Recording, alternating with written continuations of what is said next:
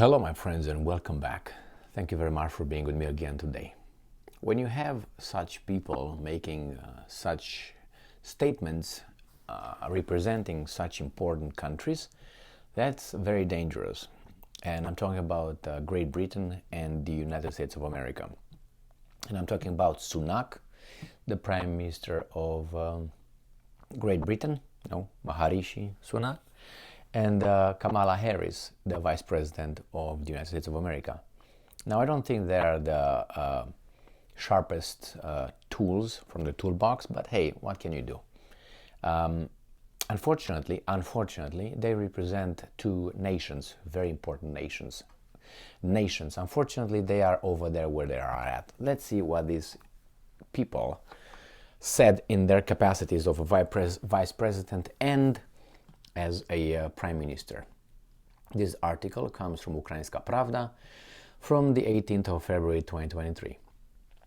UK and US call Russia's war against Ukraine a global war. US Vice President Kamala Harris and UK Prime Minister Maharishi Sunak described the Russian invasion of Ukraine a global war. All right, global war. This is a globe and this is the world. So let's change from a global war to a world war. So we had World War I, we had World War II, and now we have World War III. Correct? According to these idiots. These guys who, not they, because they are weasels.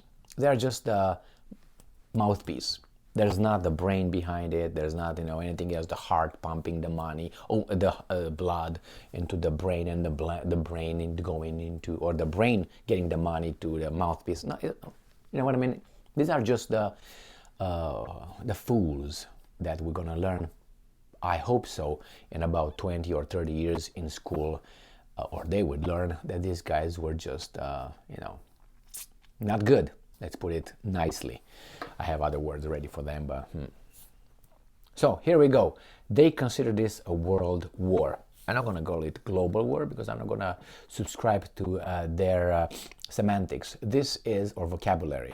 This is a mistake we make when we agree. We agree. Why? Because we're shamed. We are put down and we are called names. We are made to change our vocabulary according to other humans. So other humans determine that nowadays we are supposed to call certain kind of situation in a certain way, or conditions, or people, or something in a certain way they determined. And if we do not change our free perception and free vocabulary that we can use, then we are called this and we're called that, and therefore they direct the conversation under their terms. They determine how the conversation takes place. No, you don't determine that. We have to fight against that. They don't have the authority to tell us, hey, from now on the respected word for this is this. No, you. Anyway, so here we have these guys telling us, the two weasels, that there's a global, it's a world war already. No, it's not.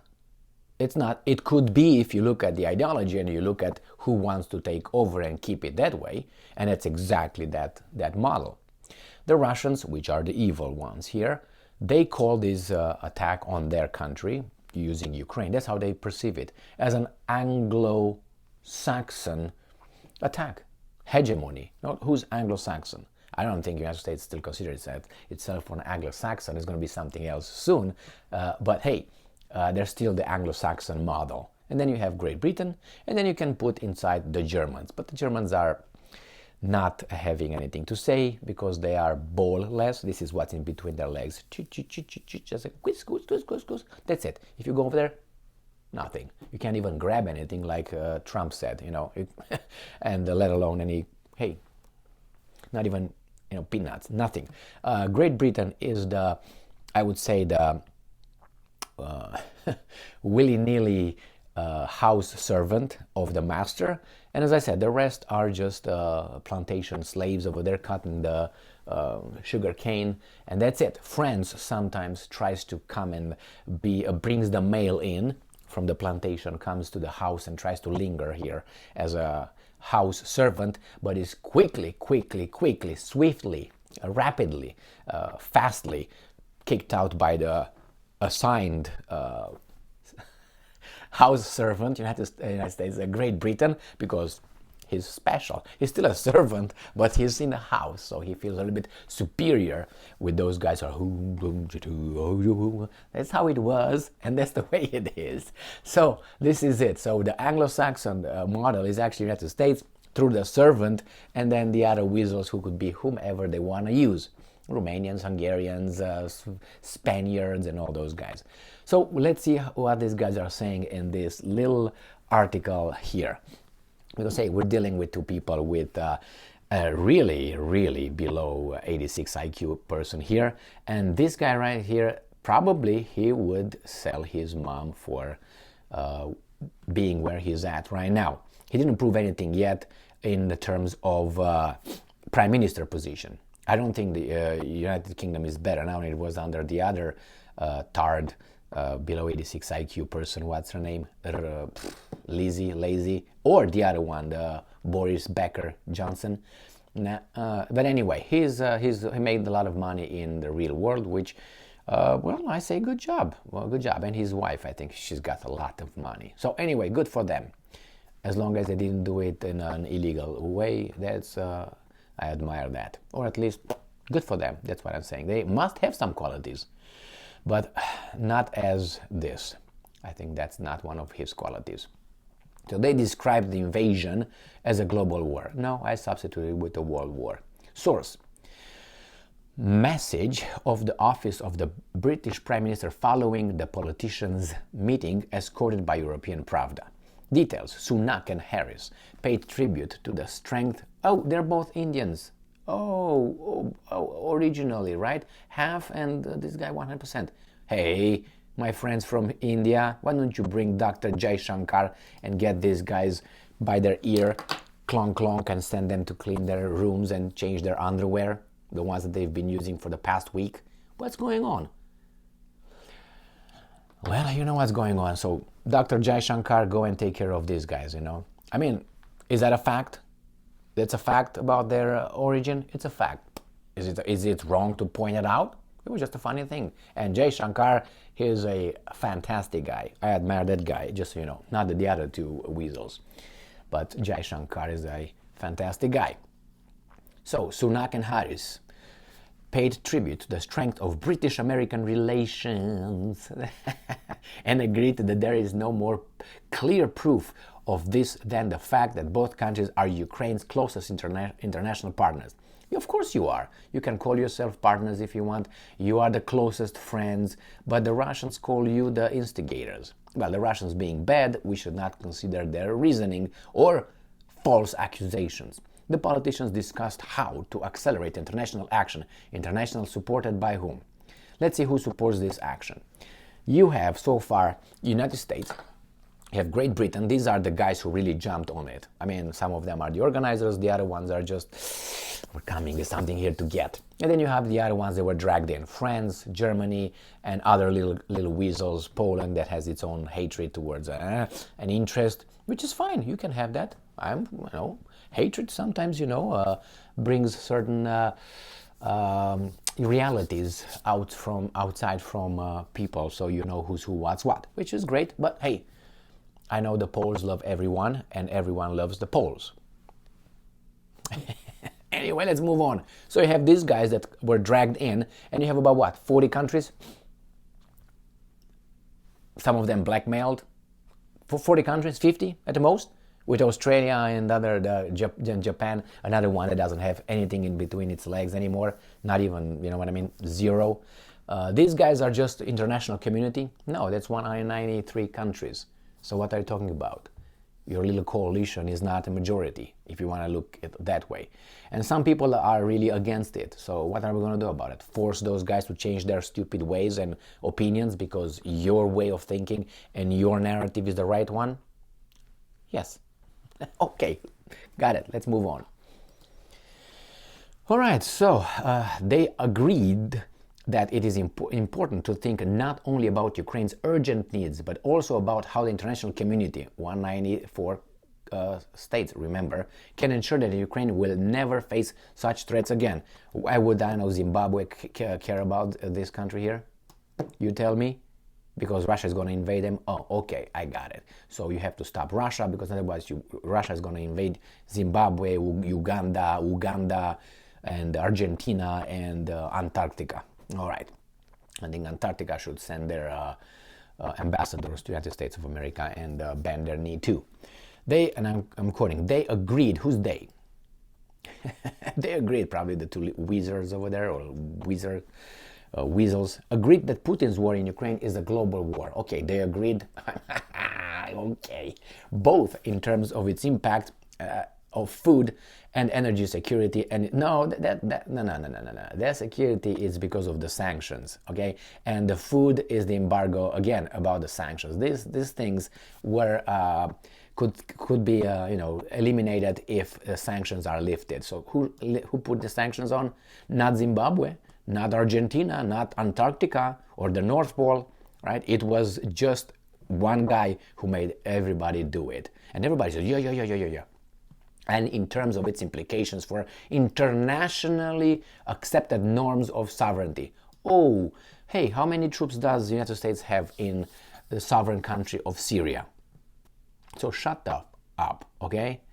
Tell me, international accepted norms of like sovereignty. How about Yugoslavia? Was it Yugoslavia a sovereign country in 1999 when 10 countries from NATO bombarded it? Oh, Canada, Germany, France, United States of America, Great Britain. Was it a sovereign country? Did they attack you? No. So international accepted norms.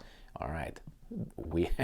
So much hypocrisy. The British Prime Minister and the US Vice President condemned those countries that support Putin's effort politically and militarily. All right. Of course you do that. But because you think you're on the right. What if they tell you they're on the right? Did you sit down to have a conversation about that? No, because you don't talk with those people that disagree with you, and you try to isolate them, and then you place sanctions on them. As reported, British Prime Minister Maharishi Sunak called for the creation of enhanced NATO standard capabilities for Ukraine that should give it protection before it becomes a member of alliance. That's exactly what I said. That's exactly what I said many times. They will not have to accept legally by following the rules, Finland, for instance, or Sweden. So Turkey, you can off, because the rules are not rules when the boss wants it. The same in a company. If you work in a company or department, wherever you want to work, you say you work, you're going to find out that the owner or the president of someone very high up can ignore any policy and rule that you had to follow like this. Why? Because the rules are made to be twisted and turned according to the circumstances. But you don't have that authority. The United States has it. That tells you that the United States is the owner of this planet, or at least it thinks it is and really wants to be. But hey, what do you want? And the guy wants that little NATO thing. Well, before you how should I put it? Impose to others your opinion or your whatever vision, you have to listen to the other ones. But they don't. They don't. If you have something to say, threats, blackmail, and they will not talk to you. And they say, we're going to isolate that. That's not how you do it, at least in my civilization. But I know where these guys are coming from anyway. I'm talking about the countries and their policy, not about Sunak and Kamala Harris. Okay, so don't get stupid ideas here. Anyway, and that's the way it is. I don't like your opinions. I don't like your take on things. Instead of debating them to find what is the right way to do it. No, I tell you this is the right way to do it. And you know what? If you have a different opinion, I will make sure nobody hears it. And I'm not going to talk to you because I'm better and you're not. So, yeah. Good job. So as you see here, we have this little thing that it's a world war. They try to make it that way because it's not a world war, it's not a global war. They try to make it that way. And how do you start that? Well, by creating certain kind of given, things that are already given. And the given is Russia attacked Ukraine unprovoked, 100%. If Ukraine, the country of Ukraine, which actually Russia doesn't have anything to do with Ukraine, Russia wants to take over like Adolf,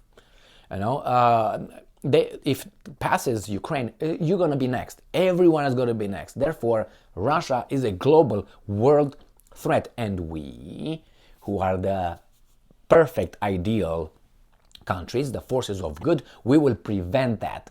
How do you prevent that? By making everybody understand what I said the past minute and fight these guys, because of Russia there's disruption in the energy sector, not because of the sanctions, no, because Russia did blew the Nord Stream 1, Nord Stream 2, is that what happened? Okay, that's another one, don't go into that. The grain, why is that not going out?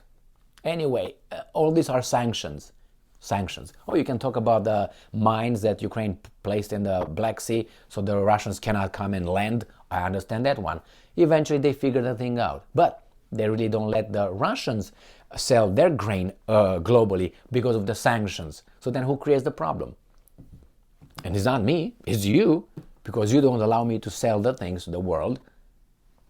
I'm ready to sell it. I'm ready to send it. Oh, no, you can't. So who creates it, me or you? Or you can say, I punish you for that, but who are you to punish me for that? You're just another country. Are we at war? Yes, we are. So then, who's who, what's what? Some people, some countries, which is, think that they own this. Unfortunately, there's others, there's too many to control. And their power is been waning. Why? Because the other ones are also evolving at the same time. But it's now or never, like Elvis Presley's song, right? The same here.